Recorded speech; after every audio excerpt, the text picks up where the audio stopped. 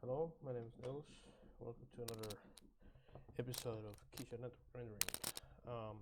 I'm Nils. I'm a freelance designer based in Estonia, and today I want to talk to you about what's Keyshot Network Rendering, how it works, what are the benefits of outsourcing the rendering from your machine to a render farm, and what are the gains of that.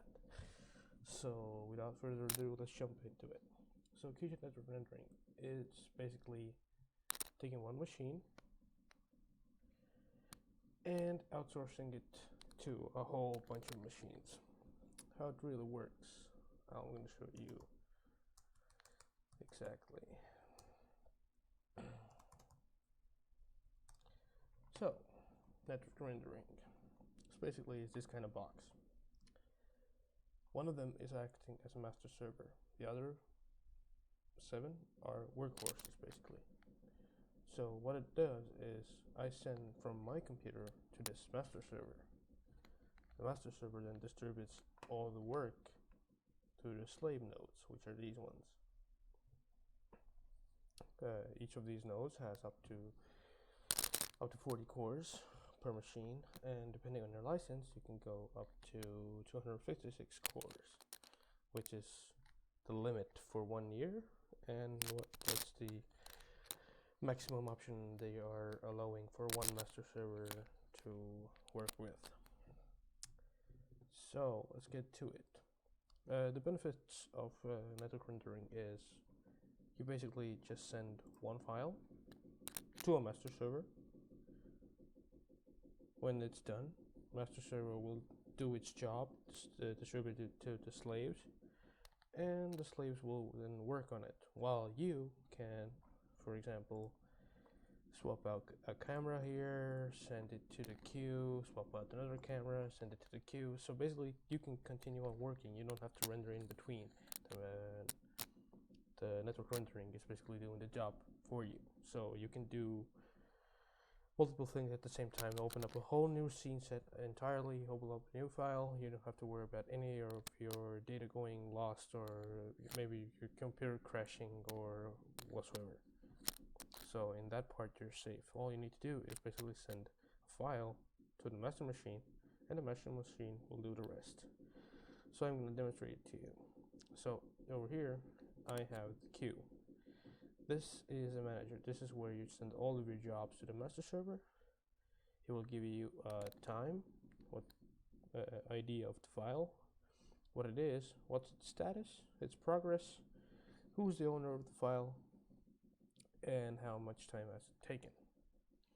Usually it will give you a remaining time, but it's a rough estimate. You don't have to always rely on that time. It can often be slower. Actually not slower, faster, because if you, for example, in here rendered the model of the car, which basically slicing the 10 pixels by 10 pixels or 10 pixels, or it seems like that, then when the geometry is done, the background is the least wearing part of it. So background will go really fast. Sorry. And render time will drop dramatically if the geometry is already done rendering. So let's get to it. I'm going to demonstrate in real life and how it works and how it has improved my workflow over the past couple of weeks. So let's get to it. I'm in the queue. I'm logged in as administrator of the render farm. So what I'm going to do in the render settings, instead of like going into still image and rendering it locally like I would do here, I'm not going to do that. So I'm going to just stop the whole process. What I'm going to do is go to send to network. Sorry. When you're going to do send to network, you want to make sure that you're connected, that you have all your slaves seen, all your cores seen, and then that you're logged in. So let's get to it now. I'm just going to send 22 samples, 6 ray bounces, and output file is going to be, I'm going to go with the least amount of time. It's going to probably save us save us a couple of minutes here and there. I don't want to go really huge with it, but I know for a fact that in 2800 res, my computer will render it in around roughly 25 to 45 minutes, roughly. So let's see what's going to happen to the network. I'm going to open up a stopwatch. So unfortunately I don't have it. I'm going to open it up on my phone. So let's go from start to finish. Go. Yes. So we're going to go to the queue and we're going to see what it's doing. Currently it's archiving, which is good. Basically compressing it into a zip. Then it will send the zip to the master server. After that's done, it will start to allocate all of the files to the slaves. And after the slaves have it, then they're going to start rendering it. Have to reconnect. Sometimes it happens when you connect. This should work. Yeah, it's sending now. I can delete this one. It's sending. So currently it's taking me a minute just to get this far. Sorry, I'm a little bit sick. Yeah. So the result is that when your machine may be a dual core or quad core machine, it can continue on the same time while you get to do other jobs. For example, preparing another scene, which we're going to have here. We're going to go to secondary camera. We're going to send it to render to the network as well. And we're going to go to the third and send it to the network as well. What we can do at the same time, we don't have to worry about it at all. We can go into the G63 scene, open this one up. You don't have to worry about anything.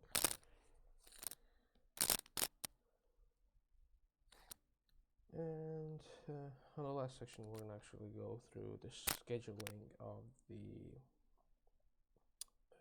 queue as well. So we're going to see what that does. Yeah, so scheduling basically says that for each number of users, for example, if you have it in a tight confined space, or you have servers that are in an environment where there's constantly heat popping out, then you don't have to worry about it. Then you can schedule how many working hours the slaves will be available, in which time frame you can render, and in which time frame you can't render.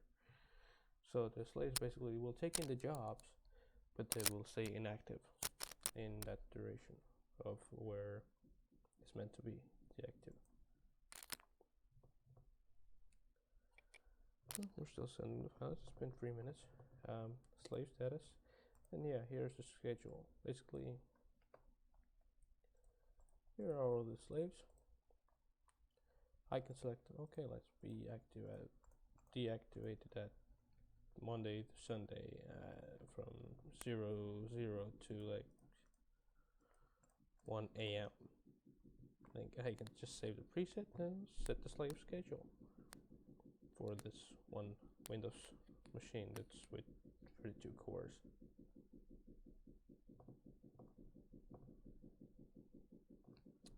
So we're going to ignore this. So that's basically how slave scheduling goes. On the user side of things, you can always add users. They can be administrators, create jobs, download shows by other users, modify users, and manage slave schedule. You can be a supervisor or accountant, can do actually this. Usually when you select the administrator, you can do all of it. I'm the admin, I can do all of it. So now we're receiving. So it's been 4 minutes thus far. Still, this file is here. I can set it to render as well. Send to network. Actually not. don't archive that. Too high of a resolution. I don't want to go that high. Let's say for 200 options samples 16. Yeah, despite the fact that if it's a really well lit environment, you have using IES lights and everything else, the samples don't pump them too high unless you're really like going with around like 2K or 4K files. Then samples don't need to be that high. Yeah, sure, the more samples you have, the cleaner the paint looks. But in really high resolution images for like 7200 pixels, you might just want to leave them at low. It's really not that big of a deal when it comes to high res files. We'll send it to the queue. Now here we go. We are rendering. What's the process? Already 11% done. Let's give him an estimate of 11 minutes. And as you can already see, in 5 minutes. Okay, that was not cool. Too much files. We're gonna open up the queue. Yeah, sorry, I was just overwhelming my RAM apparently. My hard drive. Delete, yes. We're not gonna send that. So yeah, it's basically rendered for 2 minutes. The overall time spent 6 minutes. Yeah, I know. Sometimes, yeah, if you don't have enough RAM on your main machine and you're trying to send like tons and tons of files to the queue, it might crash sometimes. At least in my case, because I know that currently in this machine that I'm using for this recording, I do not have enough RAM. So as you can see probably here in the preview, we're getting somewhere. I think we should be done in around a couple of minutes. But as you can see, the same file that was in 2500 times 1100 took 4 minutes to complete. On the 7K file, actually, it took 20 minutes. So you can see huge performance difference, because on my dual core machine that I have here, this render will take me around like 45 minutes to complete on these sample settings. I know for sure. So that's around like 5 times increase in render speed. So I'd say it will come in handy if you're doing really like a lot of files at the same time concurrently. So yeah, here we go. We're rendering at 7%. We should be done in around 5 seconds.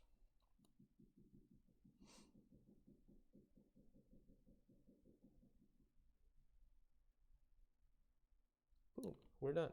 It took 3 minutes this time. Done. Let's see the file. Oh, here we go.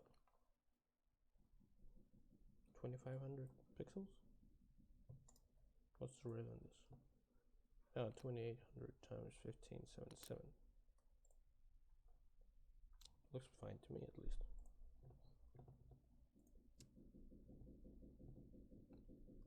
So yeah, 3 minutes for one file. Pretty good, I'd say.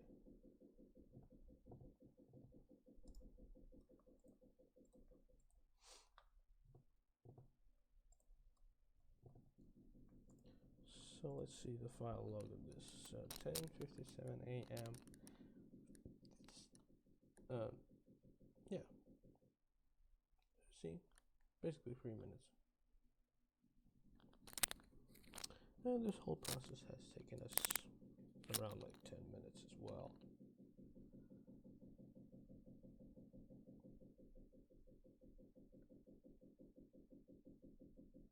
Preparing. Let's see what the second file does.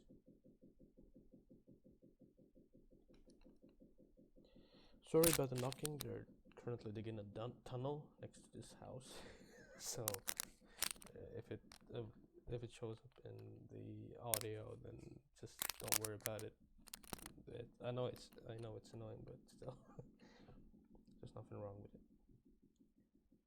So here we go.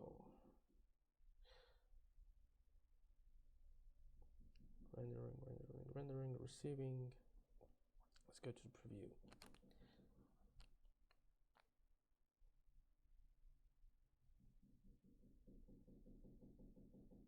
Knock knock, who's there?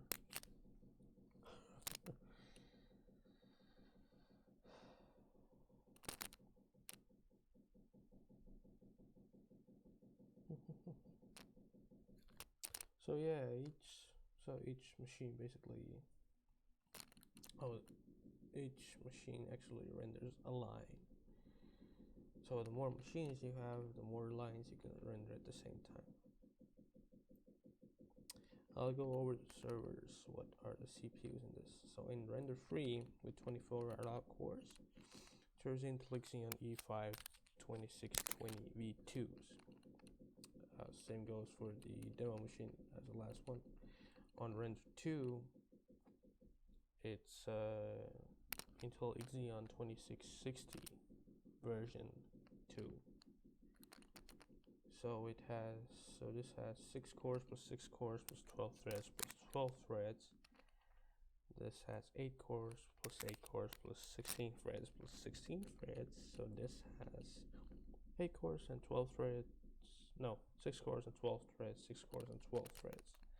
But since it's basically using half the cores and half of the threads, it will actually complete them and say that they're 6 plus 6 plus 6 plus 6. Half of the threads are used, and all the cores are used. I don't know what kind of logic it is, but I know, at least it's working for me. So here we are. 11 regions of 44 are done.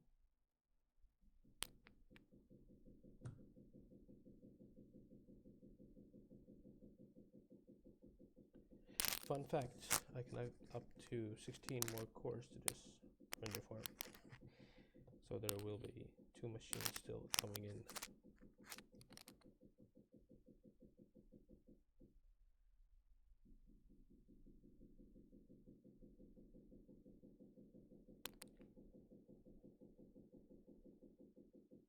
So yeah, anyways, it's rendering, let it do its rendering. I'm just gonna end it here because I don't see how its video will benefit any more people than this one. So this is how it usually works. What it will actually look like in physical terms. One is the master, the other are the slaves, and then there's your laptop or workstation that you send files to the master server and it will distribute it locally. Nothing more to it. And if you want to go real balls first into the abyss, then here's an option. And also,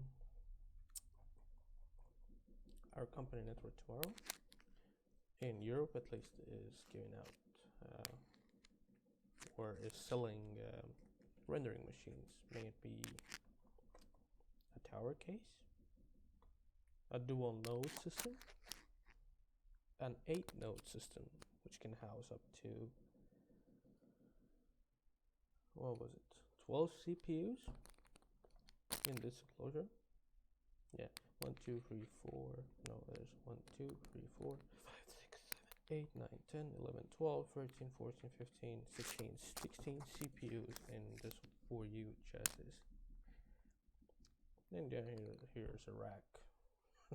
Here's a nice rack. So, if you want to contact us, drop me an email.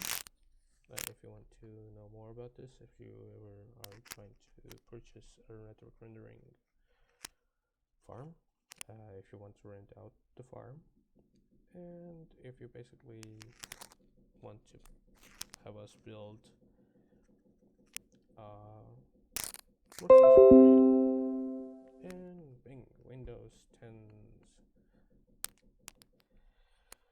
Windows 10 problems here. Notifications. Why is it saving to the Keyshot file?